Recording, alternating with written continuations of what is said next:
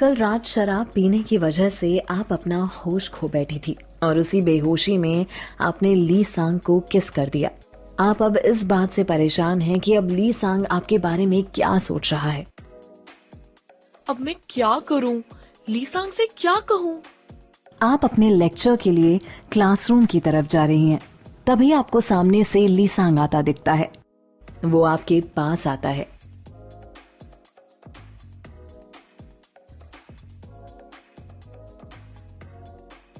ली सांग, मुझे पता है कल मैंने अपनी हदें पार कर दी। मुझे माफ कर। जो भी हुआ वो दारू के नशे में हुआ था, इसलिए तुम भूल जाओ। उसका हमारी दोस्ती पर कोई असर नहीं पड़ेगा। ली सांग, तुम कितने समझदार हो। Thank you. कल के दिन हमने काफी प्रैक्टिस कर ली। चलो आज के दिन एंजॉय करते हैं।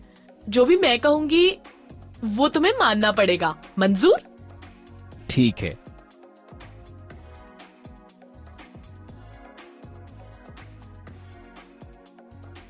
लेक्चर शुरू होने वाला है।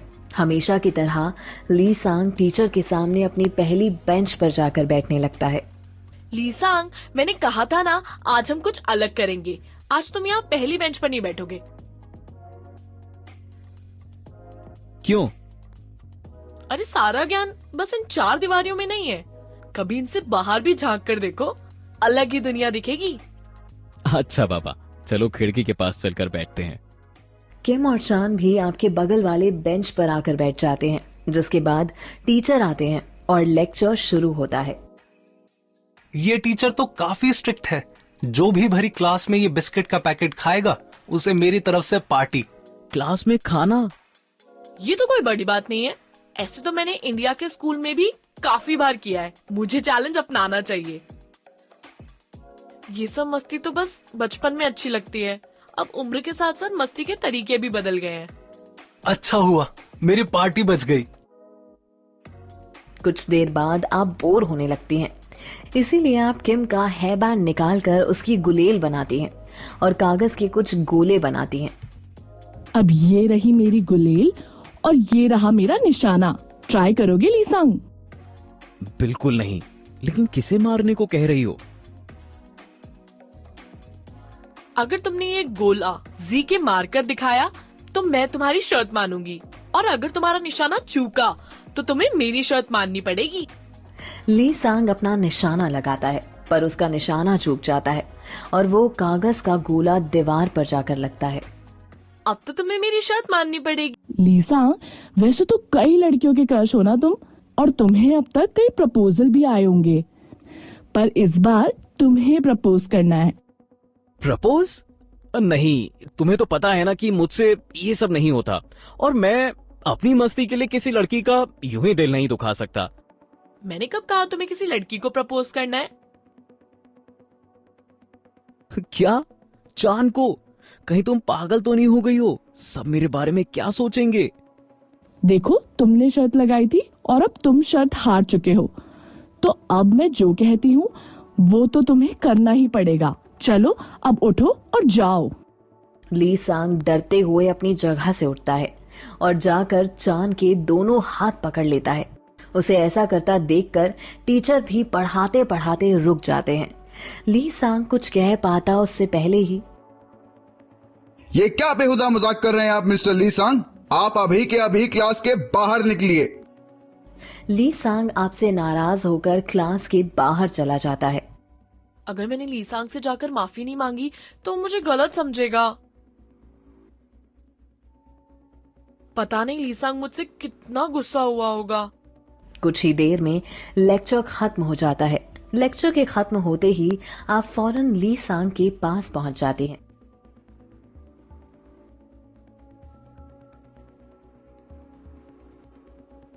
सॉरी ली सांग, ना ही मैं तुम्हें निशाना लगाने को कहती और ना ही तुम शर्त। ठीक है, पर एक राज की बात बताऊं? क्या? मैंने कभी प्रैंक नहीं किया, ना किसी को छेड़ा और ना रैगिंग की। मेरे कॉलेज खत्म होने से पहले मैं प्रैंक करना चाहता हूँ। अगर ऐसी बात है तो प्रैंक तो बनता है। पर हम प्रैंक करेंगे किसके साथ? पूरे कॉलेज के साथ। यानी हम अनाउंसमेंट करेंगे कि आज कॉलेज का हाफ डे है, क्योंकि आज प्रिंसिपल सर का बर्थडे है। तुम पागल तो नहीं हो गई हो? अगर पकड़े गए तो इसमें तो क्या किसी भी कॉलेज में वापस एडमिशन नहीं मिलेगा। अगर पकड़े गए तब ना, तब का तब देख लेंगे। चलो प्रिंसिपल सर के केबिन के पास चलते हैं। आप और ली सांग प्रिंसिपल के केबिन के पास जाते हैं।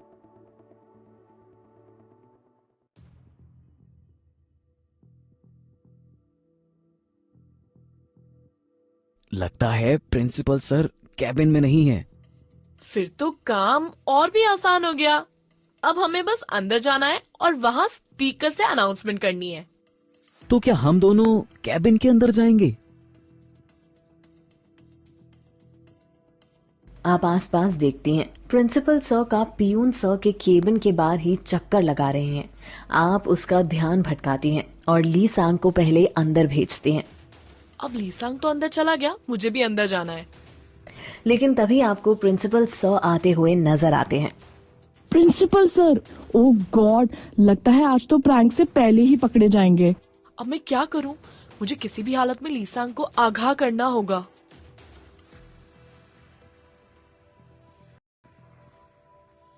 आप अपना फोन निकालकर ली सांग को फोन लगाने की कोशिश करती हैं, पर वो फोन नहीं उठाता। अब मैं क्या करूं?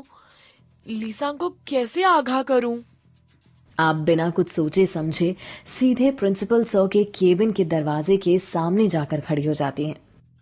मिस आशिका, ये क्या तरीका है? मेरा रास्ता छोड़िए। अब क्या करूं? आप अपने पैर से केबिन के दरवाजे पर हल्के से लात मारती हैं। अब ये क्या अजीब हरकत कर रही हैं आशिका? वो ये क्या बकरी की तरह मैं कर रही हैं आप? आप कुछ जवाब दे पाती उससे पहले ही ली सांग स्पीकर पर अनाउंसमेंट करने लगता है। आज हमारे प्रिंसिपल सर का बर्थडे है। स्पीकर पर किसी की आवाज सुनकर प्रिंसिपल सर फौरन आपको साइड करके केबिन के अंदर घुस जाते हैं। अब तो मर गए। अब ये प्रैंक काफी महंगा पड़ने वाला है। पता नहीं अब प्रिंसिपल सर क्या करेंगे। आप भी उनके पीछे अंदर आती हैं।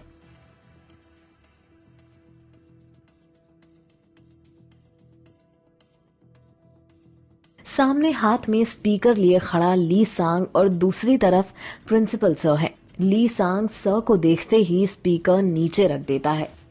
थैंक यू लीसांग, पर आपको कैसे पता चला कि आज मेरा बर्थडे है? यानी आज सच में प्रिंसिपल सर का बर्थडे है? यानी आपका आज सचमुच में बर्थडे है? हाँ, इसीलिए तो आप स्पीकर पर अनाउंसमेंट कर रहे थे ना। पहले आप मुझे बताइए कि आपको कैसे पता चला कि आज मेरा बर्थडे है? आप कुछ जवाब दे पाती तब तक सारे टीचर और कुछ स्टूडेंट्स प्रिंसिपल सर के केबिन में उन्हें विश करने के लिए जमा हो जाते हैं। आज तो बाल बाल बचे। लगता है भगवान भी प्रैंक में हमारे साथ हैं। हाँ, पर काफी मजा आया। ये अच्छा। भीड़ का फायदा उठाकर आप ली सांग को लेकर वहां से निकल जाती हैं और कॉलेज के कॉरिडोर में आती हैं।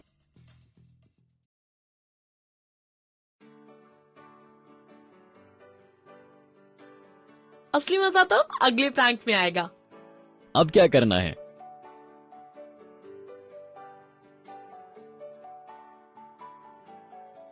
क्या बोल रही हो आशिका?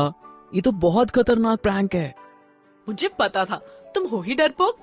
तुम ये प्रैंक नहीं कर पाओगे। जाने दो, घर जाकर सो जाओ।